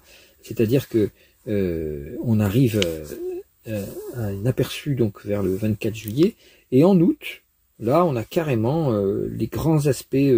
Alors, les gens sont en vacances souvent. Voilà, c'est un peu normal à ce moment-là, mais disons que il y a déjà Mars en Balance qui va rentrer en Balance, qui va faire un aspect trigone à Uranus, trigone à Pluton, opposé à Saturne en Bélier et à Neptune, donc puisque Neptune est à peu près en conjonction. Donc là ça va jouer fort, quoi. Là il y a du politique à fond la caisse. Hein. On va être dans un passage où des changements très profonds sont faits. Ils peuvent être faits à cause aussi de l'intelligence artificielle, à cause de tout ça. Il peut y avoir l'organisation des sociétés se trouve un peu cul par-dessus tête, on va dire ça comme ça. Et il y a, dans un premier temps, donc Saturne fait un sextile à Uranus, donc on retrouve, ça peut mettre en avant à nouveau les forces autoritaires, hein, les forces, Poutine peut avoir le vent en poupe à nouveau à ce moment-là. Faut voir comment il joue aux échecs, lui. Hein. Faut pas oublier que les champions d'échecs, ça a souvent été les Russes, hein, Kasparov, tout ça. Bref, et c'est quelqu'un qui sait jouer aux échecs. On sent qu'il sait tromper l'adversaire en faisant croire qu'il va faire ça. Mais évidemment, Trump à côté, c'est un gros bêta. Mais bon, il se croit très malin, mais à part ça, il est beaucoup moins malin que Poutine. Mais bref. Ceci dit, Poutine est beaucoup plus violent. Il a une violence de revanchard, de contenu extrêmement dangereuse. Ça ressemble au côté paranoïaque, hystérique qu'avait Adolf Hitler. C'est le même genre de thème. Ensuite, mais calmé par un Cérès très fort, hein, très bureaucratique, très contrôlé, très calme, quoi. Contrairement à Hitler qui était vraiment avec du lion beaucoup plus spectaculaire, quoi. Sachant que c'est pas ce qui compte, au niveau spectacle, ce qui compte, c'est ce qui se passe, ce qu'on fait, quoi. Voilà, donc conjonction Vénus Proserpine de 14, très agréable pour la vie émotionnelle et affective. Et alors, à la fin août, on a vraiment tout ça qui se forme. On a Jupiter qui fait une conjonction à Proserpine en Cancer. Donc là, c'est vraiment une grande positivité possible au niveau des capacités que l'on a de méditation. Hein. pour ceux qui travaillent sur l'avènement d'un monde nouveau au niveau de l'ouverture du cœur, il peut y avoir même des éveils spirituels qui se font à ce moment-là, fin août. Donc c'est pour ceux qui veulent faire des retraites de méditation, c'est le moment. Et puis le soleil sera d'ailleurs carré à Uranus à ce moment-là aussi, le soleil en Vierge, carré à Uranus en Gémeaux. Et donc qui indique là aussi qu'on veut sortir un petit peu du cadre. C'est pas toujours très tranquille d'ailleurs. Et puis complètement à la fin la fin août, donc ce beau sextile exact pour la première fois. Il a approché, on en a approché, mais il n'a pas eu lieu. Le beau sextile exact Uranus-Neptune qui nous redemande de recommencer l'Union européenne sur d'autres bases. Et cette fois d'essayer peut-être d'y introduire le désir des peuples que la politique ne soit pas que celle des puissants. On n'est pas encore dans la tombée totale du capitalisme, mais on est dans quelque chose qui va vers une note clé européenne qui est vraiment le mi-point, le point d'équilibre, le point de balance, presque le point d'équilibre entre l'excès individuel des États-Unis et l'excès collectif de la Chine, quoi. Deux collectivismes basés sur une longueur d'onde différente. Le collectivisme basé sur chacun pour soi de son ordinateur, mais qui travaille pour l'amoncellement de données du collectif, quoi, pour manipuler le collectif.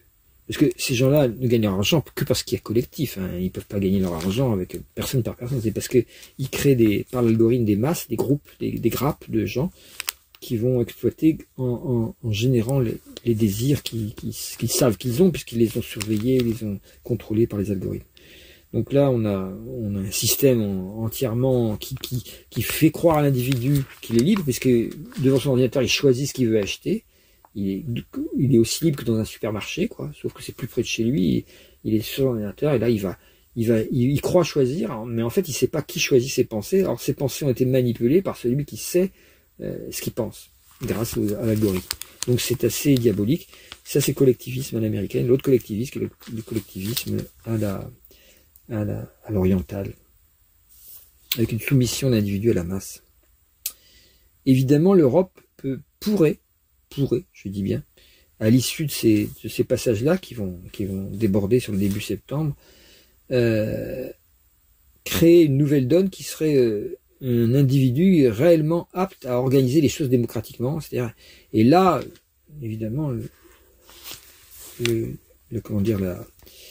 l'écologie revient, puisque vers le 12-13 septembre, on a des sextiles.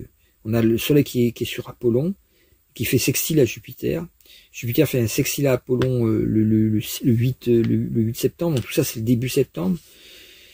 Mars fait un carré à Jupiter. Donc ce que veut dire tout ça, c'est que le sextile Jupiter-Cancer, Apollon en Vierge, c'est l'idée de mettre en place réellement au niveau populaire, au niveau des manières de vivre, au niveau du quotidien, ce que l'écologie attend de nous, quoi. C'est-à-dire vraiment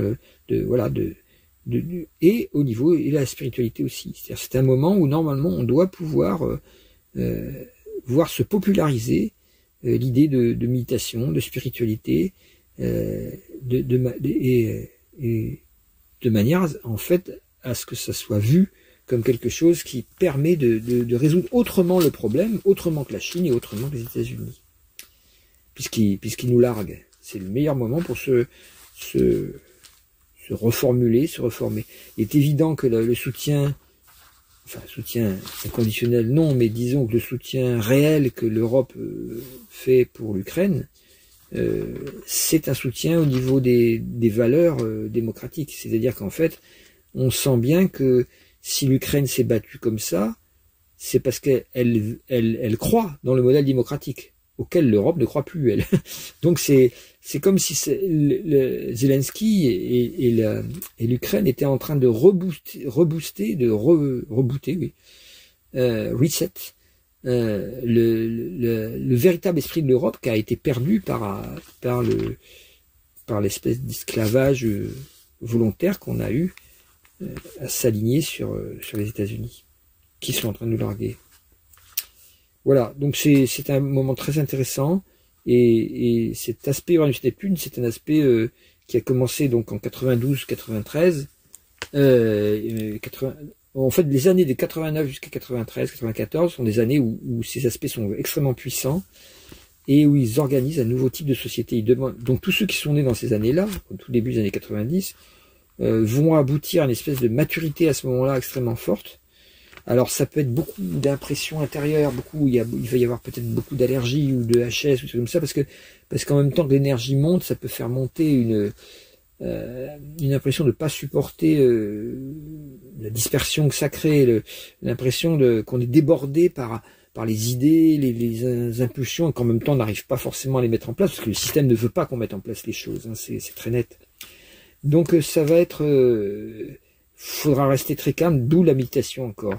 Je rappelle que Extinction Rebellion, qui est un mouvement qui a été créé entre autres par Greta Thunberg, mais d'autres militants écolos, inspirés de Greenpeace, inspirés de tout ça, mais inspirés aussi de gens qui savent que la méditation crée la méditation. Donc c'est un mouvement qui est proserpinien en lui-même, c'est-à-dire qui a compris. Vous voyez le symbole de Proserpine, c'est un cercle. Dedans, il y a une lune tournée, dont le croissant est tourné vers le haut, comme s'il y avait, voilà, une espèce de une lune couchée, quoi, on va dire, dans le cercle. Et le symbole de Mars qui est dirigé vers le ciel, au lieu d'être dirigé vers le côté, la flèche de Mars dirigée vers le ciel. Donc c'est méditation, la lune couchée comme ça dans le cercle, c'est comme si la lune était couchée dans le soleil. Donc on se couche, on se relaxe dans le soi, dans l'âme, mais ça va créer un acte vers l'extérieur et vers le haut, un acte d'évolution collective ou individuelle. Individuel d'abord, pour changer ses comportements, pour devenir plus fort, plus énergétique, plus juste, plus vrai, plus authentique, plus aimant. Mais ça peut aboutir également à des actions collectives. Donc Extinction Rebellion, c'était ça. À chaque fois qu'ils faisaient des actions, en Angleterre, il y avait méditation d'abord, et à travers la méditation, ressenti de la fraternité, du sentiment de solidarité, et à partir de là, mise en action. Et en France, évidemment, quand c'est arrivé en France, les Français me disent, cette connerie, la méditation, non, nous, on est des militants, on n'est pas protestants ou quoi que ce soit, on n'est pas des Américains, donc nous, on va enlever ça. Mais le résultat, c'est que les actions d'Extinction Rebellion ont été beaucoup moins puissantes en France qu'en Angleterre. Parce que on a gardé que la surface du truc. On a dit, ah oui, ils s'allongent par terre pour faire les morts, voilà, dans la gare. Donc c'est ça qu'ils ont fait en Angleterre, on va faire pareil. Mais c'est une copie non conforme pour s'adapter à l'esprit français soi-disant, sauf qu'on s'adapte à ce que l'esprit français a de pire, c'est-à-dire son espèce de racisme, sa xénophobie anti-spirituelle. Si on est xénophobe xéno ça veut dire étranger, hein, si on considère comme étranger tout ce qui est spirituel, à ce moment-là, on chasse même l'origine même de la qualité d'esprit qu'il faut pour transformer le monde.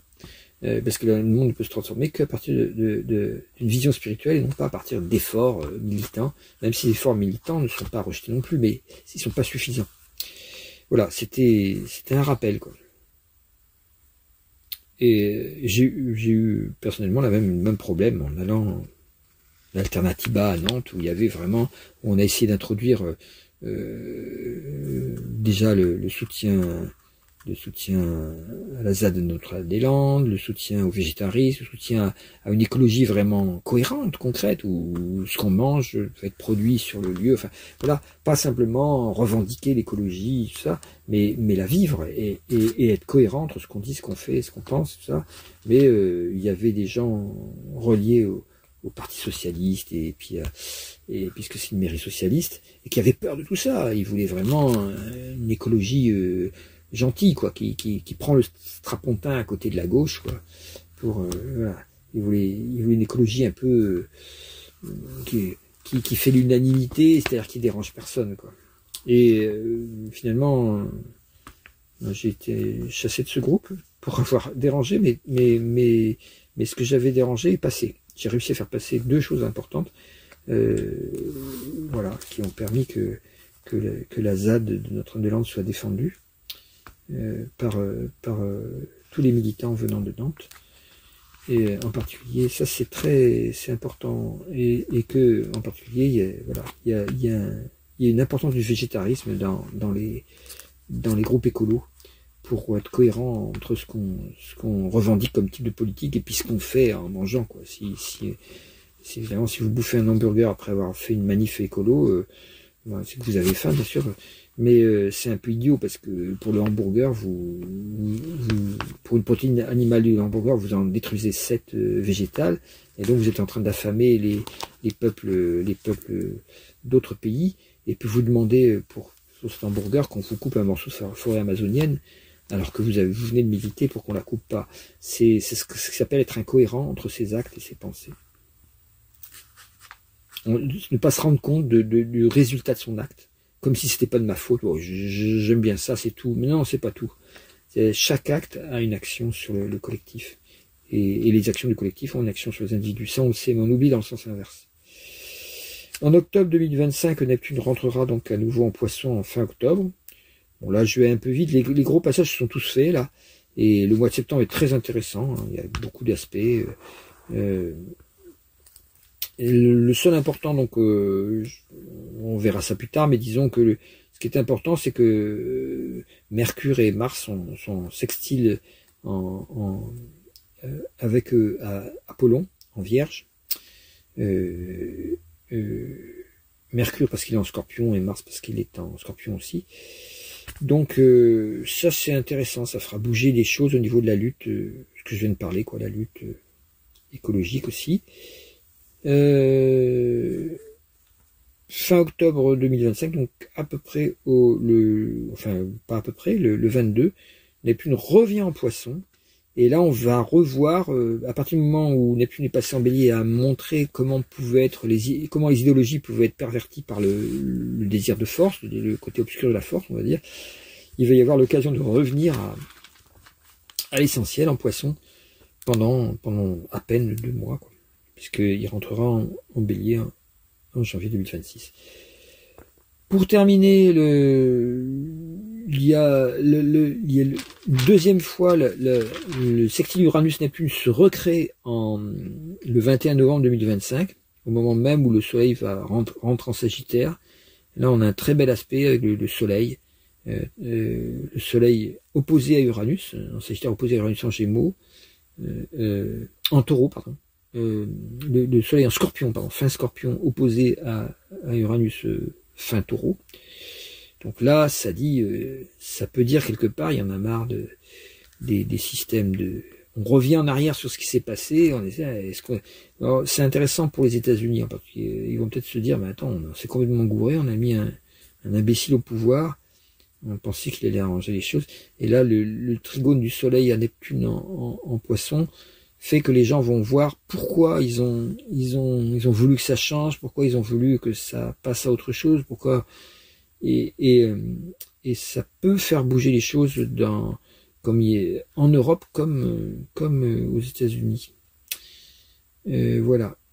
Par contre, on va trouver presque un trigone vers le 18 novembre, un trigone Jupiter-Saturne presque.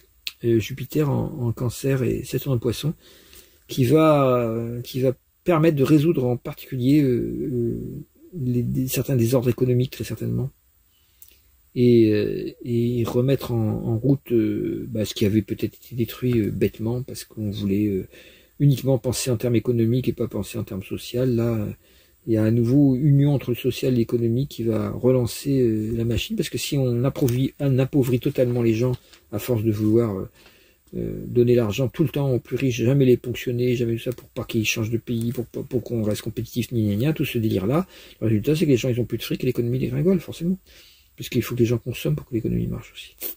S'ils ne consomment plus, parce qu'ils ont plus de fric, tout s'écroule. Parce que quand les gens consomment plus, évidemment, ils n'achètent plus. Et s'ils n'achètent plus, on peut plus vendre. Et si on peut plus vendre, il faut fermer boutique. Donc, ça engendre le chômage, récession, inflation, tout le bazar, tous les phénomènes que je connais très mal, les phénomènes économiques, mais qui sont faciles à comprendre au niveau astrologique. Au moment de ce trigone, on verra, on va relancer les choses dans le bon sens, mais il n'est pas encore vrai. Il ne sera vrai qu'en 2026. On va sentir la nécessité sans forcément pouvoir le faire vraiment. Mais tout ça, ce sera pendant le mois de novembre. Donc intéressant au niveau économie, au niveau social, tout ça.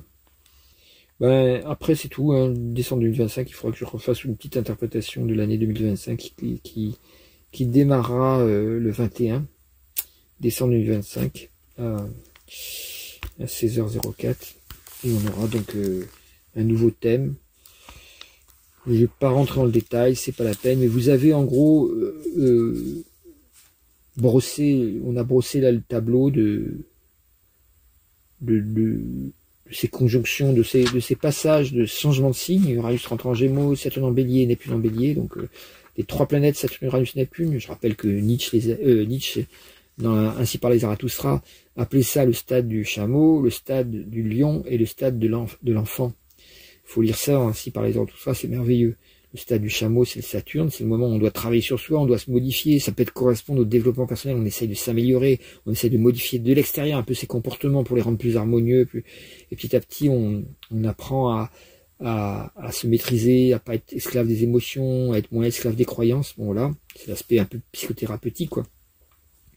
Le stade du lion, c'est quand tout d'un coup c'est libéré et qu'on s'aperçoit que je suis qui je suis, quoi. C'est-à-dire qu'en fait, une fois toutes les peurs, les frousses, comme j'ai dit, les frousses, les folies, les forces négatives et le fric qui serait la réponse à tout ça, et le fascisme, tout ça c'est pure illusion, les 5 F, on s'aperçoit que le côté lumineux de la force, il est bien en soi, il vient de soi, et on peut affirmer plus clairement sa relation à l'âme dans sa relation aux autres aussi, et au monde. Donc voilà, et ça fait le lion, d'après Nietzsche, c'est ce qu'il appelle le stade du lion, c'est-à-dire on affirme sa créativité, on affirme ce qu'on sait faire, on peut enseigner, on peut peindre, on peut jouer de la musique, on peut explorer en fait, faire de la recherche, on peut explorer quelque chose qui nous passionne, on est habité par la passion de vivre, et on a l'élan du cœur pour certaines choses. Dans le stade du chameau, l'élan du cœur n'est pas encore là, hein. On doit encore placer une forme d'effort pour dépasser les limitations qu'ont créé les conditionnements. Mais l'élan du cœur devient extrêmement visible quand on est au stade du lion, quand on est au stade de l'être qui est en chemin d'individuation, qui voit qu'il est en chemin d'individuation, c'est-à-dire en chemin d'affirmation, une personnalité qui est pas uniquement la personne conditionnée, qui commence à être quelque chose de plus créatif, de plus branché, de plus intuitif, quoi. Puis le troisième stade, c'est le stade de l'enfant, c'est le stade neptunien, finalement. Le deuxième stade, c'est le stade uranien, évidemment. Le premier stade saturnien, le deuxième stade uranien. Et le stade neptunien, c'est le stade de l'enfance, c'est-à-dire le stade de l'innocence, le stade où on retrouve à l'intérieur du cœur la pure intuition, la pure joie enfantine, le contact avec la sensibilité dénuée de tout contrôle, de toute pensée, de tout jugement, de toute pensée d'auto-jugement, de toute culpabilité, de toute rationalité, de tout rationalisme, plutôt faudrait dire, la rationalité peut être encore utile, mais le rationalisme non. Et donc là c'est le stade de l'enfant, c'est comme un enfant, on est libre, joyeux, heureux, et on est créatif spontanément. La spontanéité du vivre dans l'instant est retrouvée. Donc voilà, ces trois stades sont intéressants, et c'est ces trois planètes qui vont surtout à partir du mois d'août, là, qui vont mener toute l'année. Donc c'est d'abord dans des signes de feu, puis ensuite ils retourneront dans des signes d'air, d'eau et de... ces signes de feu et d'air, ils retourneront dans des signes qui sont féminins, d'eau et de terre, dans la deuxième partie après l'été. Voilà. Donc c'est vraiment très créatif. Faut reliser le passage de Nietzsche si vous le retrouvez quelque part, hein, dans Ainsi parlait Zarathustra, parce qu'il décrit ça très très bien, mieux que moi. Et c'est vraiment ce passage en chacun. Vous voyez au stade où vous en êtes, hein. Si vous êtes au stade du chameau, il faut assumer le chameau jusqu'à ce qu'il se transforme en lion. Si vous êtes au stade du lion, assumez le lion pour qu'il se transforme en enfant. Si vous êtes au stade de l'enfant, assumez l'enfant totalement jusqu'à ce qu'il devienne l'éveil absolu, la réalisation du soi, évidemment. Voilà. Eh bien, j'ai fini avec tout ça. Je vous souhaite une bonne année, une bonne santé, comme on dit. Mais ça fait quand même partie de la bonne année du serpent, donc je suis pas en retard en fait, n'est-ce pas? Puisque on peut commencer l'année soit de manière occidentale au 1er janvier, soit on peut la commencer de manière orientale, comme cette année avec l'année tibétaine, Tachigalek, comme disait les Tibétains. L'année du serpent de bois a commencé pour le 1er mars 2025, donc on est presque pas en retard. Donc je peux vous souhaiter une bonne année du serpent de bois. Le serpent, c'est tenir compte du concret. Ne rampez pas trop, ne mangez pas la poussière, c'est-à-dire manger des trucs vivants, donc des trucs végétaux, vivants, des graines germées, tout ça. Et le bois, soyez enthousiaste, soyez créatif, puisque le bois, c'est le printemps. Donc le printemps va être très très chaud cette année, au sens avec ces aspects, il y a des transformations mondiales. Évidemment, les fachos se sentiront plus pissés parce qu'ils auront le vent en poupe, c'est ça le problème cette année.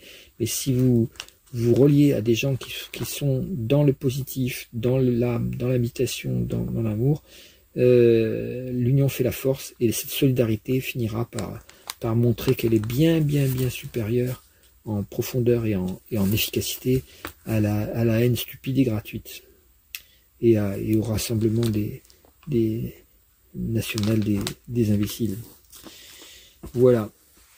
Bonne méditation encore une fois, et puis bonne écoute, et mettez des petits pouces si ça vous a plu, et reportez-vous souvent dans l'année à ce que je viens de dire, parce que j'ai survolé, évidemment, j'ai pas donné les détails. De toute façon, je les connais pas tous les détails. J'en connais certains, mais j'ai pas le temps, déjà que c'est long. Et essayez de réécouter dans l'année, ou quand vous écoutez, essayez de faire des petites indices sur les endroits dont ça parle, parce que tous les indices de qu'est-ce qui se passe à chaque moment vous ont été donnés, vous permettront de... Et sinon, rendez-vous à chaque nouvelle lune pour décrire le mois en entier. Voilà. Prochaine lune, fin mars, je l'ai déjà donné dans l'enregistrement précédent.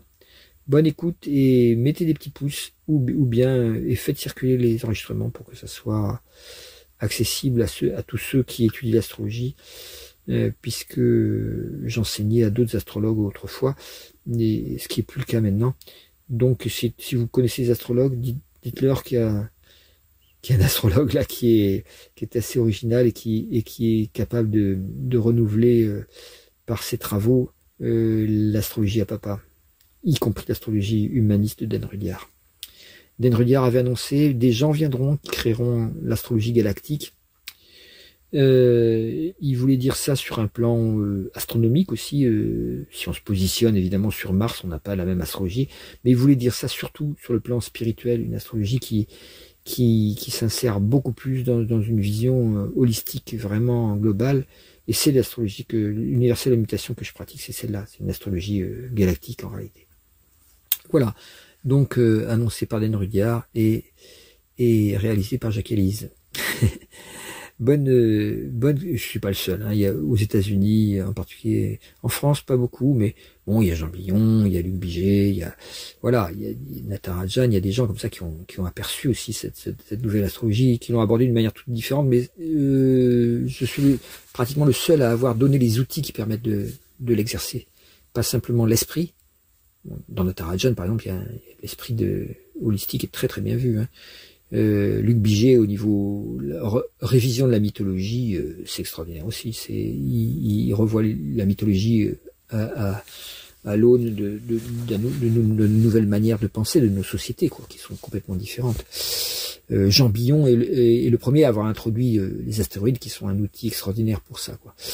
Et Jean Billon a commencé à approcher la structure du cosmos de manière beaucoup plus claire aussi. C'est à partir de lui que j'ai pu élaborer de toute façon l'astrologie universelle de mutation, qui contient tout ça à la fois, quoi, qui contient toute cette remise à plat de la discipline astrologique, de manière à en faire une astrologie universelle, c'est-à-dire qui réunit, grâce au calcul de la Yanamsa nouveau, qui permet de réunir l'astrologie occidentale, l'astrologie orientale, la Jyotish par exemple, et d'avoir vraiment des bons résultats dans les deux. Voilà.